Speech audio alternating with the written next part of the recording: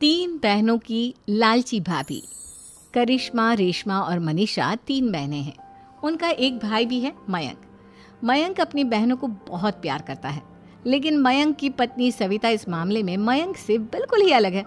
वो अपनी ननदों का जितना बुरा कर सकती है उतना बुरा करती ही रहती है और अपनी ननदों पर हुक्म भी चलाती है। करिश्मा, करिश्मा, तुमने अभी तक नाश्ता नहीं बनाया? तुम्हारे भैया को ऑफिस जाने में देर हो रही है। हाँ भाभी, बस अभी बनाती हूँ। करिश्मा, तुम ये ढीलापन छोड़ दो। कल को पराये घर जाना है। वहाँ अगर तुम इस तरह से काम करोगी तो लोग क्या कहेंगे कि माँ ने और भाभी ने कुछ सिखाया नहीं।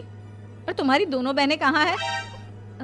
रेशमा मार्केट गई है और मनीषा सो रही है। क्या? सुबह के 8 बज रहे हैं और ये महारानी अभी भी सो रही है? ये कहते हुए सविता अपनी सास दुर्गा देवी के पास जाती है। माँ जी, देख रही हो अपनी बेटियों के तौर तरीके?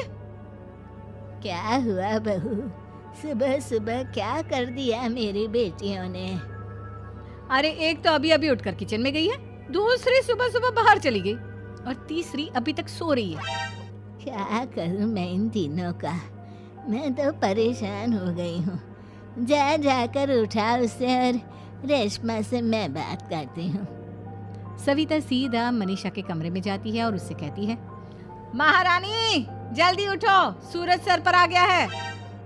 भाभी, थोड़ी देर और सोने दो ना, मैं रात को लेट सोई थी। वो क्या ना, यूनिट टेस्ट चल रहे हैं। शराफत से उठती है या नहीं, या फिर पानी की भरी बाल्टी डालूं तेरे ऊपर? नहीं भाभी, मुझे बिस्तर में नहीं नहाना, उठती हूँ मैं।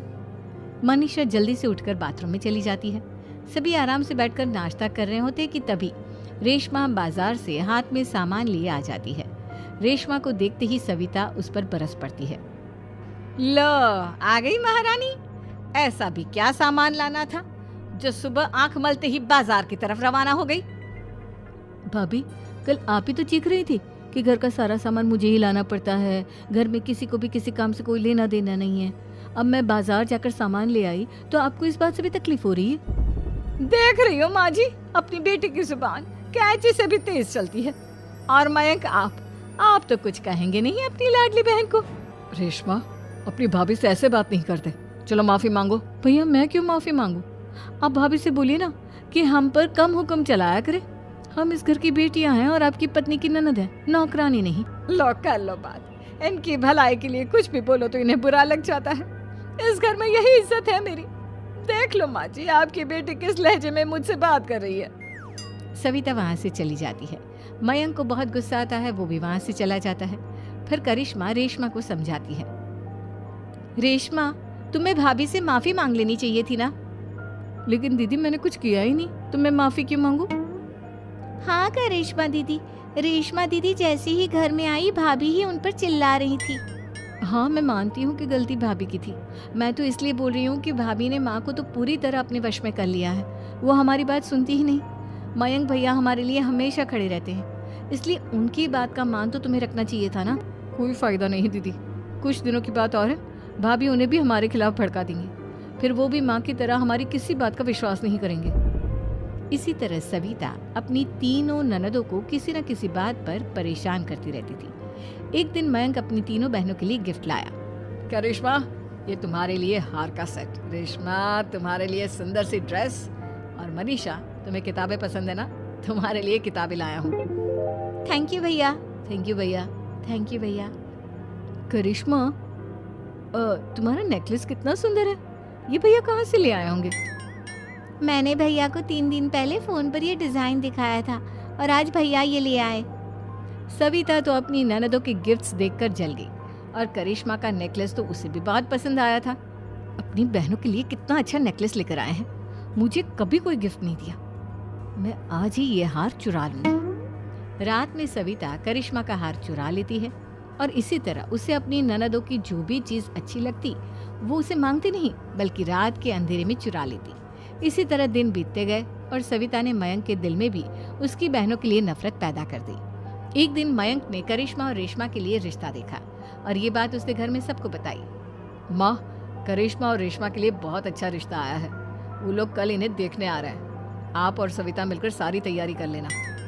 ये सुनकर करिश्मा और रेशमा खुश हो जाती हैं, लेकिन सविता सोचती है, अगर इन दोनों बहनों की शादी हो गई तो घर और बाहर का काम कौन करेगा? मनीषा तो एक नंबर की कामचोर है, उससे तो किसी बात की उम्मीद लगाना ही बेकार है। मुझे इस शादी को रोकना होगा।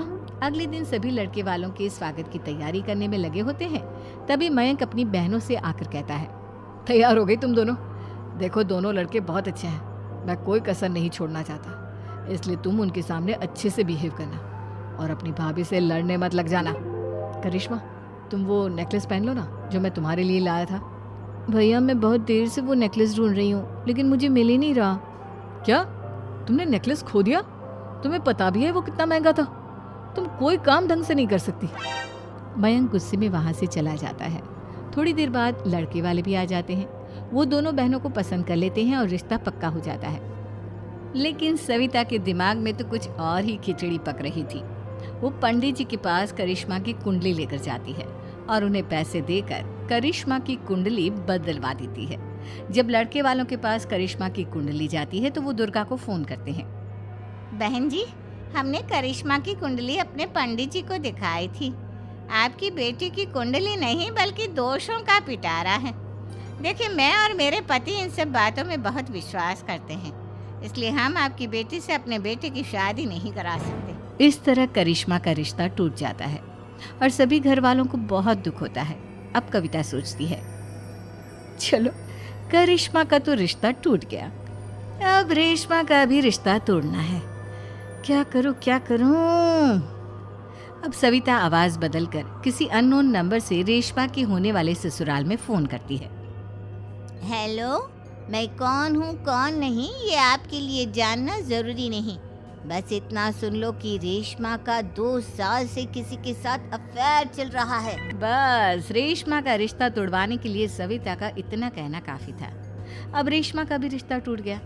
मयंक और दुर्गा देवी ने रेशमा को खूब खरी खोटी सुनाई और उससे बार बार उस लड़के के बारे में पूछने लगी। आप दोनों मुझे क्यों परेशान कर रहे हो? अरे कोई लड़का होगा मेरी लाइफ में तो मैं बताऊंगी ना, जब कोई है ही नहीं तो कहाँ से लाऊं मैं कोई लड़का? तो तेरे होने वाले ससुराल वालों को फोन किसने किया था?